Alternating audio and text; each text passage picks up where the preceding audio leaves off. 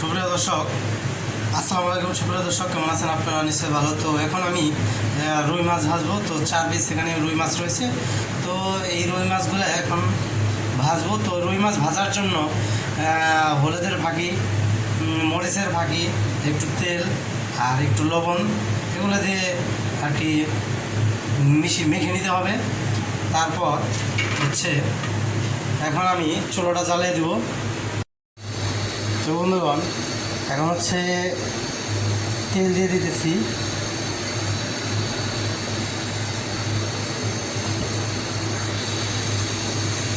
তবে কারণ ভালোভাবে ছড়িয়ে না নিলে, চারপাশে না ভরলে মাছটা আর কি আশেপাশে লেগে ধরবে, যার কারণে আর তেলটা ভালোভাবে আসতে হবে।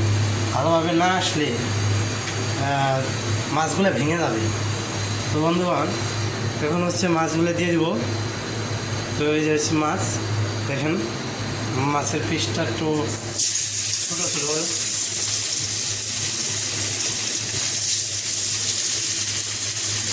এখন মাছগুলো দিয়ে দিতেছি।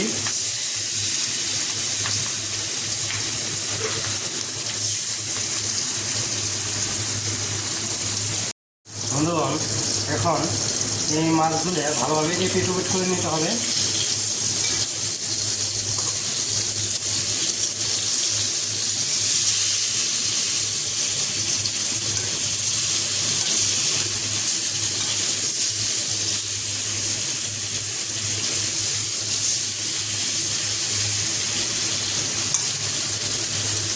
দেখেন কি সুন্দর হচ্ছে।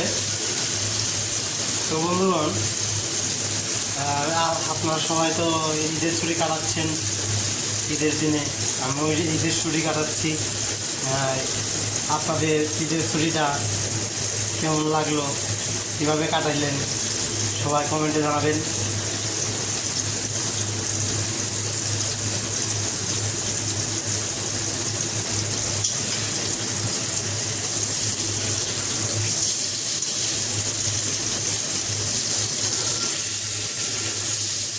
বাঙালি আসলে মাছে মাছে বাঙালি, কারণ মাছ ছাড়া, মাছ ভাত ছাড়া বাঙালি খেতে পারে না।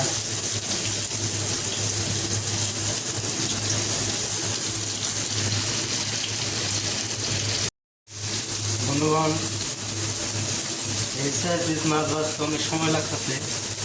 আর আগুনের পাওয়ারটা একটু কম রেখেছে, তো যার কারণে একটু সময় বেশি লাগে। সময় নিয়ে ভালোই ভালো, কারণ বেশি অতিরিক্ত পাওয়ার দিলে সমস্যা দেয়। অনেক সময় পর পর চলে যেতে দিলেন, না হলে কিন্তু আবার একটা ফিরে দেবে। ঠিক আছে,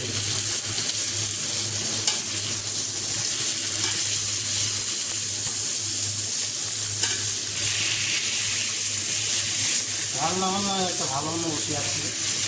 রান্না বান্না করতো সবাই, কিন্তু রান্না বান্না পারে।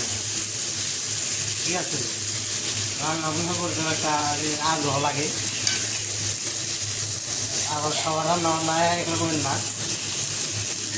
আমি একবার ফার্স্টে যখন রান্না বান্না করছি, তখন আর কি মাছটা আর কি উপর সাইডটা পুড়ে গেছিলো। হ্যাঁ, আর ভিতরে আসলো কাঁচা, খাইতে ভালো লাগে। দুঃখের বিষয়, বই আমার প্রশংসা করা বাদ দিয়ে আমার দুর্নাম করছে। হ্যাঁ,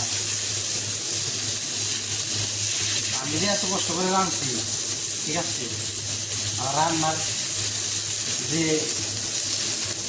এত কষ্ট করে রান্নাম, ফ্যানে যেহেতু প্রশংসা করবো তাও করে না। ফ্যানের কয় যে হ্যাঁ ভালো হয়নি, কী রান্না বান্না করছেন আপনি? ঠিক আছে, আপনাদের আগ্রহ নিয়ে আর কি, আমার আগ্রহ নিয়ে